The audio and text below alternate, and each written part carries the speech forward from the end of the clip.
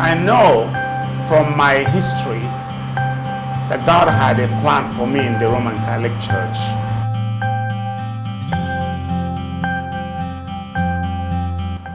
My story, sometimes I get emotional because it was a journey that started a journey to the priesthood and took a turn and ended up, as God wants it, to a journey to the diaconate. I, the Lord of sea and sky, I have heard my people cry, all who dwell in dark and sin, my hand will save. I have made the stars of night, I will make the darkness bright. Who will bear my light to them? Whom shall I send? Here I am, Lord. Is it I, O Lord? I have heard you calling in the night. Here we go, Lord. If you lead me, here we hope your people in my heart. My journey to the diaconate started a very, very long time ago. As a matter of fact, I believe it started even before I got into the seminary. I give a very high level because I know from my history that God had a plan for me in the Roman Catholic Church. That is why when I was told when I was only 2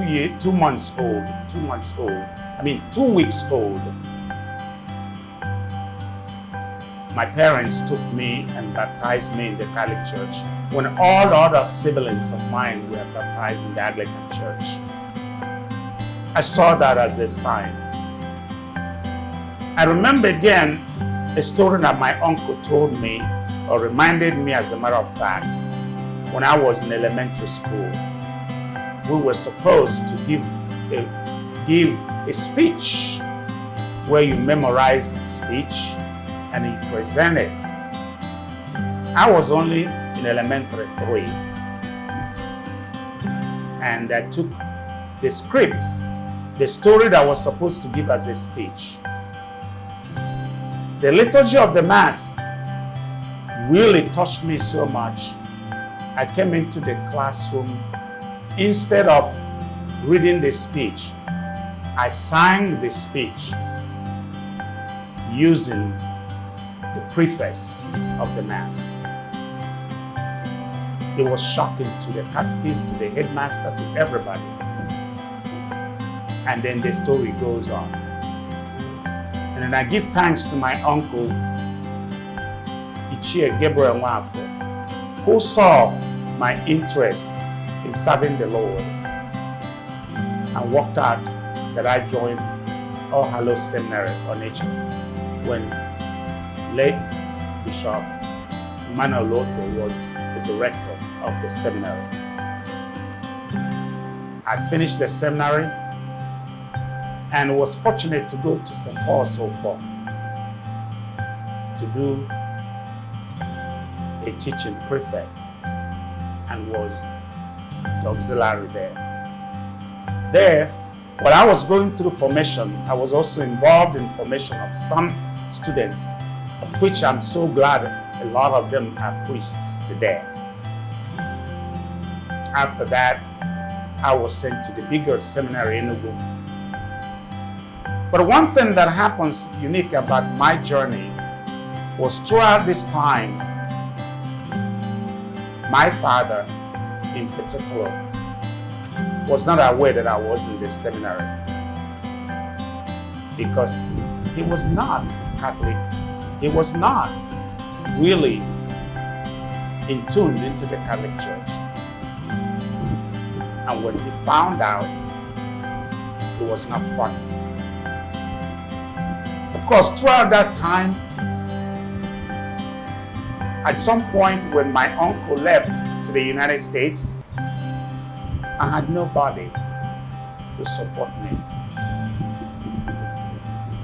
It was difficult. Many times I got stranded at the seminary because I couldn't have money for transportation to go home.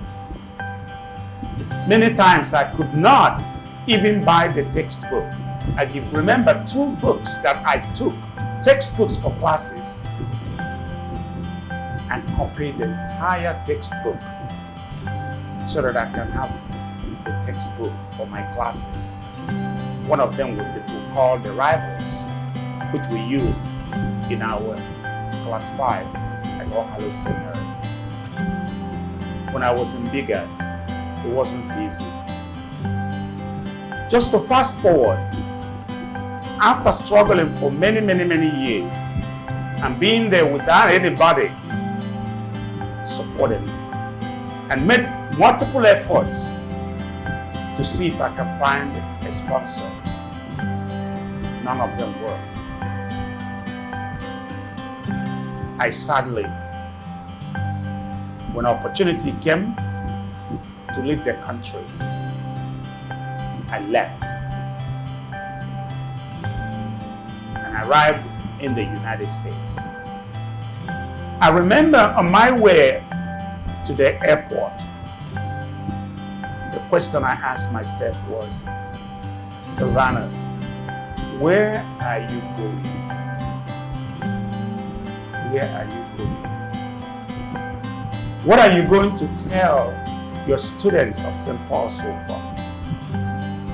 That after all you told them about being steady and forming to be a priest, you're the first to leave. It was not easy for me. I arrived in the United States. The first thing I did was to go and report myself to the parish priest in Oregon. It was difficult. I continued to struggle. And I tell you, it was at that point that my real pain increased, anxiety increased. So when I was at the parish, I discovered there was a brochure about the seminary, and I approached them and I applied, and I got a response from them requesting for my testimonial from the Bigger Memorial Seminary. And I wrote them and requested for my testimonial. But I was told that in order to get my testimonial, I need to come home, because the way I left the seminary, I didn't tell anybody. So after multiple attempts, I abandoned that idea and continued. But, very strange thing continued to happen to me throughout that time. Many times I dreamed being in the seminary, and then I wake up, I find out I was not in the seminary. And basically, I never had peace with myself. I never had peace. In one particular instance that really touched me was, I had a big dream one day about me being in the seminary, and the seminary authority knew I was married, and they still left me there. And when I woke up, I kept asking myself, why would the director of the seminary know that I was married and yet left me in the seminary, in the senior seminary for that matter? Many times I broke out in the middle of the night crying, asking God, what is your plan for me? What is it that you want me to do in life besides being married? And one day, the parish priest, the pastor of my parish, St. Francis of Assisi, in the person of late Monsignor John Sandersfeld, called me and asked me he would like me to be able to go on a retreat. And let me back up a little bit. The way I knew Monsignor John was when I went into in the United States. At some point, I saw that people of the Igbo people around me, that we really needed to have a way that we do Mass, have a priest that will say Mass for us in Igbo. And together with a few other Catholics in the area, Igbo Catholics, we decided to start what we call Igbo Catholic Community. With the help of Monsignor John Sandersfeld, we started having Mass once a month. And it grew into what is called now in multiple places in the United States, Igbo Catholic communities. So, the Igbo Catholic community of San Jose, where I live, became a part of this big Igbo Catholic community, USA. So, Monsignor John, knowing my interest and how I would like to serve in the church, without telling me why, invited me to go on a retreat. And as I was talking to people yesterday, in an environment like the retreat center we have here, he sent me to a retreat center called the Jesuit Retreat Center. And when I was there, it was when I really got even more happily disturbed about what God wants me to do. And then, when we came back, he encouraged me to roll into what is called the leadership in ministry in the Diocese of San Jose.